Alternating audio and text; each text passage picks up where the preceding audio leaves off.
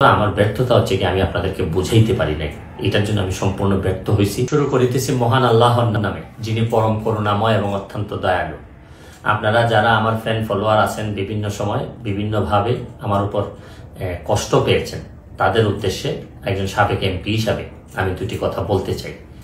আমি আপনাদের এই সংস্কার, কোটা সংস্কার যে আন্দোলন, এই আন্দোলনে বা বৈষম্য বিরোধী ছাত্র আন্দোলন, এই আন্দোলনে কোটা সংস্কারের জন্য আমি সবসময় আপনাদের সাথে ছিলাম এবং এটাতে যারা আহত নিহত হয়েছেন তাদের পক্ষেও, এই বিচারের পক্ষেও আমি ছিলাম। কিন্তু আমার ব্যর্থতা হচ্ছে কি আমি আপনাদেরকে বুঝাইতে পারি নাই, এটার জন্য আমি সম্পূর্ণ ব্যর্থ হয়েছি এবং আমি এই ব্যর্থ হওয়ার জন্য আমার যারা ফলোয়ার আছেন, যারা আমাকে নিয়ে প্রত্যাশা করেছেন, সবার কাছে আমি দুঃখ প্রকাশ করতেছি।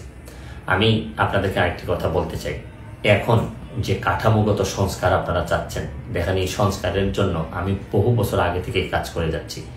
আপনারা দেখেন এই দুর্নীতির বিরুদ্ধে যুদ্ধ গত 15 বছরে আপনারা যে 2-3 জন মানুষ দুর্নীতির বিরুদ্ধে সোচ্চার ছিলেন, এর মধ্যে হয়তো আমাকে একজন আপনারা পাবেন। আপনারা জানেন যে আমি এস আলমের বিরুদ্ধে নিজে বাদী হয়ে মামলা করছি টাকা পাচারের জন্য। আপনারা জানেন যে আওয়ামী লীগের বর্তমান কমিটির যিনি প্রচার সম্পাদক আব্দুস সুবহান গোলাপ, তার আমেরিকাতে 9 বাড়ি থাকা নিয়ে আমি নিজে বাদী হয়ে মামলা করছি।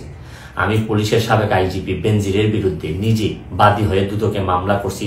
মহান সংসদে আমি তার বিরুদ্ধে বক্তব্য দিছি। মতিউর যে কর কমিশনার মতিউরের বিরুদ্ধে আমি মামলা করছি। আমি সালাম মুর্শিদের বাড়ির নিয়ে মামলা করছি। আমি সালাউদ্দিন, কাজী সালাউদ্দিন যে ফুটবলের দুর্নীতি নিয়ে আমি কথা বলছি। ওসি মুয়াজ্জেমের বিরুদ্ধে আমি নিজে মামলা করছি, করে তার 8 বছরের সাজা হয়েছে ডিজিটাল নিরাপত্তা আইনে।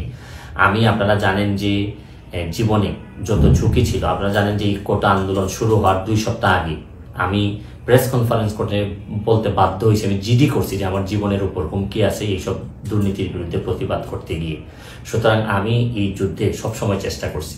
এখন আপনারা যারা যে যুদ্ধ শুরু করছেন, ছাত্র জনতার নেতৃত্বে যে যুদ্ধ, এই যুদ্ধে আমি মনে করি যে দুর্নীতির বিরুদ্ধে যুদ্ধ, এই যুদ্ধে আমি আপনাদের সবসময় আমি আপনাদেরকে দোয়া করি যে আমি যতদিন আসি চেষ্টা করে যাব দুর্নীতির বিরুদ্ধে এই যে যুদ্ধ, এই যুদ্ধে সবসময় শরীক থাকার আমার জায়গা থেকে আমি চেষ্টা করব।